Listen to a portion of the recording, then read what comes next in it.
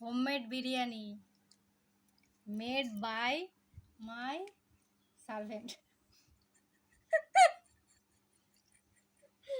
এই যে ওকে দিয়েছি, আমার থেকে একটু বেশিই দিয়েছি। বাড়িতে বানানো এইরকম হয়েছে, দেখো।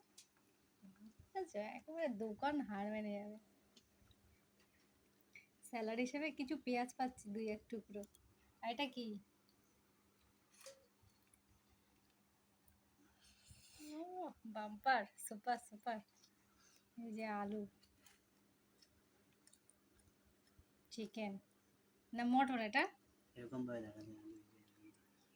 ও বাম্পার, সত্যিই ভালো হয়েছে, খুব সুন্দর হয়েছে, টেস্টে বেস্ট।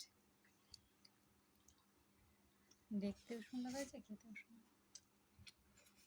খাও খাও। উম,